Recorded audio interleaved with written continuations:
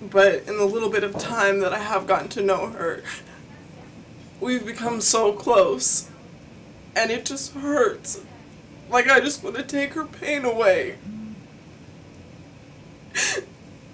And I can't. And just every moment that I have opportunity spent with her, I really, really appreciate it, and I see it as a gift. And it's unbelievable. Like, you'll talk to her and she'll make it, she'll say what's going on with her like it's no big deal. And it makes me feel so selfish that we worry about, like, the little things in life, or traffic, or just random things that annoy us every day, and just know what she's dealing with, and that she can be so powerful, and it's so inspirational. So for me, I would have to say that Joanna is the definition of strength, because she stays positive no matter what's going on in her life. And so I'm trying not to cry, but I just really love her, and she just really, really needs some help, and I just wish I could take her pain away. I'm Julie Valentine, and the thing that I love most about Joanna is that she's so gracious, and she's the definition of grace. Like, you'll come into the hospital, and when you walk in, she'll be in ICU, and she'll have tubes coming out. I mean, she's coming in up on her 34th neurosurgery, and you'll walk in, and she'll say, "How are you doing? Do you need anything? Do you want anything?" And it's just remarkable to be with somebody that has that much grace, given what she's dealing with. Like Desiree said, it's you just feel so humbled to be with somebody like that. She doesn't get how extraordinary she is. She really has no idea. You know, she really does think, you know, when we were talking and I said, don't you understand that most people, given this situation in life, would have the right to be upset, would have the right to be bitter. And she's not. She's just gracious. And she's like, isn't everybody like that? I describe her to people. It's like if you've been in a dark room for a really long time, like a long winter, and you walk outside for the first time and the sun hits your skin and you just get warm. That's what it's like to actually be with Joanna. I feel like that I have come so close to not surviving so many times, and I've come back from the edge so many times, that I'm here for a reason. And I don't know that reason completely. I believe that it will be revealed to me in time, and I believe that I will create that reason. But that I'm here, and as long as that I feel like for all of us, that life is about relationships and it's about helping other people. And that's the only reason we're here.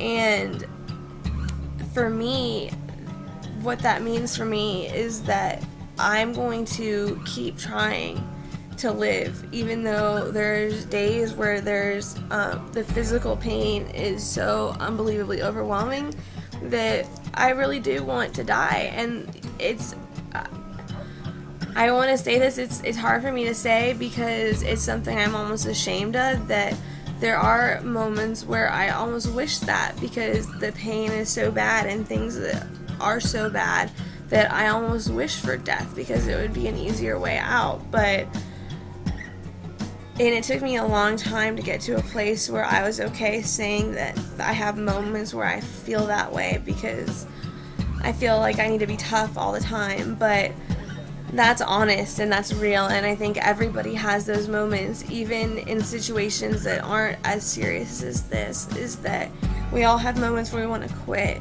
And what makes or breaks us are the choices that we make, is that we choose. Everything in life is a choice, and that's how I have it for myself, is I make those choices. And I'm going to, the promise that I make to myself and the promise that I make to everybody else is that I promise that I'm going to keep choosing to live. And when I get out of this hospital bed, and even before, one of the things I plan on doing is writing a book, and I've already started it.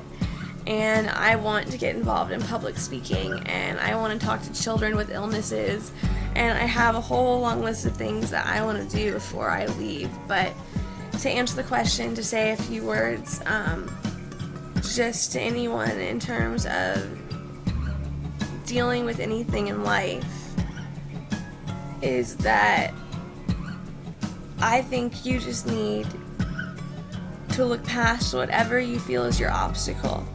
And if you can just look a few steps beyond that and create sort of the world that you want beyond that obstacle, that you can step over that obstacle. It's just a stepping stone then. And it's going to, not only that, it's going to help make you who you are. I mean, everything that's happened to me has made me who I am. And as tough as the last 10 years of my life have been, I wouldn't trade a single day of it, because the people I have met, the relationships that I have made, the people that have touched me, that I have had the opportunity to touch, I mean, I wouldn't trade any of it. I wouldn't choose another path for myself, as hard as it's been. And I consider myself one of the most blessed and luckiest people alive. And I think a lot of people would think that's crazy to look at me and hear me say that. But I really do have that for myself. And I think that's how I wake up every morning, is that I wake up every morning and I feel so blessed to be here, and I feel so blessed to be as loved as I am and to have the chance to love as many people as I do. It's just, life's a gift, and choosing to live it that way is, I think, one thing that we can all, choosing kindness, choosing compassion, choosing strength, choosing weakness when we need it, allowing ourselves those moments, allowing ourselves to be honest with ourselves, be honest with others, to find the authenticity within yourself, to admit that I'm afraid, I'm afraid of my surgery in 2 hours, and that's okay. You know, I'm okay with it. That I'm really at peace with that fear, and I think to live and just the days that are the happiest for me and the most peaceful are the days when I'm at peace with myself and with my life. If my life ended tomorrow, I'd be sad. I mean, I wouldn't be sad, I wouldn't be here, but if I knew my life was going to end tomorrow, I'd be sad, but I would be okay with it, because I would know that I've lived and I've loved and I've had some amazing experiences. I want all the work and all the money and all the hours that all the doctors and the nurses and my parents and my friends and my family and that everybody has put into keeping me alive to mean something. And to me, to have it mean something, that means that I need to live a very powerful life and make contributions and make a difference for a lot of people. So I am just can't wait to get started on that. And I'm just can't wait. So as soon as I get out of this hospital bed, the world better watch out, because I'm coming at it.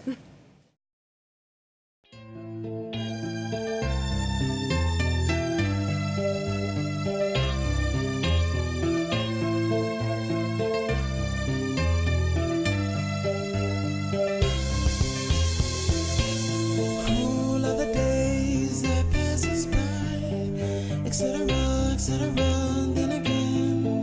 And in the dark we search for light, etc., etc., then again. And I know you don't know, and I know time is slow, but I know